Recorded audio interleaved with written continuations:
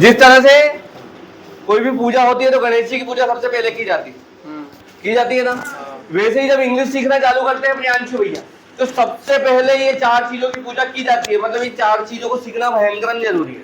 तो पिछले एपिसोड में हम लोगों ने देखा एक छोटी सी गुड़िया आई थी, उसने आपको बताया कि सब्जेक्ट क्या होते हैं और कैसे उनका यूज किया जाता है। और हम लोगों ने देखा I, we, you, they, he, she, it और नेम, ये हमारे 8 सब्जेक्ट होते हैं। इसमें 2 रुपए का मैं दिस भी मिला देता हूँ, तो दिस यानी होता है यहाँ।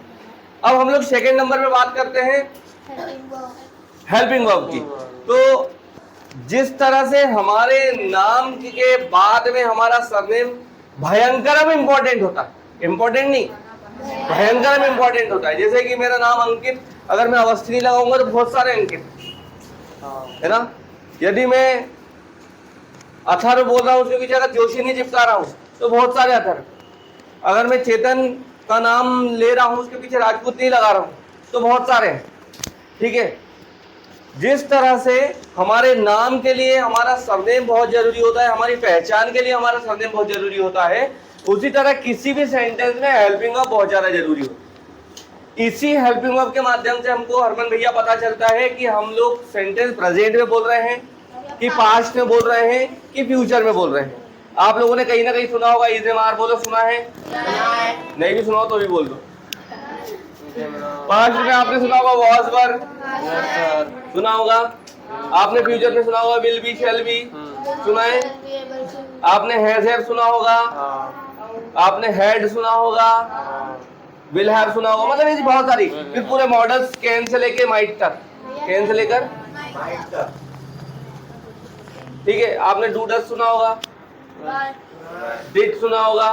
तो ये सारी चीजें क्या कहलाती है? आपकी हेल्पिंग वर्ब्स कहलाती है। इनके माध्यम से हम लोग आइडेंटिफाई करते हैं दीदी कि कहां पर सेंटेंस का यूज कर रहे हैं और किस टेंस में है। इसमें कोई एक्शन करते हैं वो क्या कहलाती है? आपकी मेन वर्ब। इसको पहचानने के लिए जब किसी शब्द के पीछे ना लग जाएगा, ना ना कर, वो वाला ना नहीं, ये वाला ना, खाना, पीना, उठना, बैठना, चलना, कूदना, मारना, तोड़ना, फेंकना, ये तो क्या कहलाती है? Main verb. समझ में आया? और वर्ब के हमेशा 4 फॉर्म होते हैं। कितने फॉर्म होते हैं? 4 फॉर्म। कितने होते हैं? जैसे मान लो आपका एक फर्स्ट फॉर्म हो गया गो, सेकेंड फॉर्म हो गया वेंट, थर्ड फॉर्म हो गया गॉन और फिर हो गया गोइंग। कोई डाउट? जैसे प्ले, खेलना, प्लेड, प्लेड और प्लेइंग। देखो मेन वर्ब जो होती है ना, पर्व, ये जो मेन वर्ब होती है ना बेटा, ये खुद बताती है कि मेरा यूज करना है। जैसे गो यानी जाना, गो यानी, वेंट यानी गया, वेंट यानी गया, और गॉन यानी जा चुका, गॉन यानी, और गोइंग यानी जा रहा, गोइंग यानी। जैसे मान लो प्ले यानी खेलना, एक प्लेड यानी खेला, और तीसरा वाला प्लेइंग यानी खेल चुका, और प्लेइंग यानी खेल रहा। जैसे ड्रिंक पीना, ड्रिंक पिया, ड्रंक पी चुका, और ड्रिंकिंग पीना। जैसे स्पीक बोला, स्पोक बोला, स्पोकन और स्पीकिंग।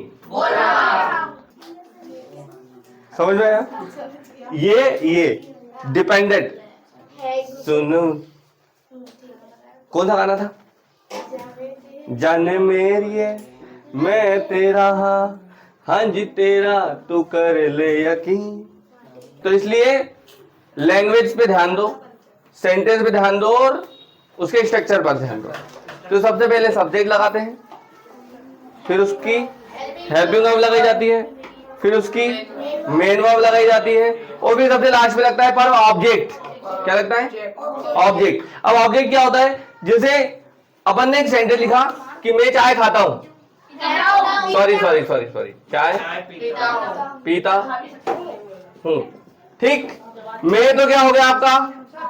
सब्जेक्ट हो गया। पीना क्या हो गया? मेन वर्ब हो गई। अभी पर अपन ने मेन वर्ब।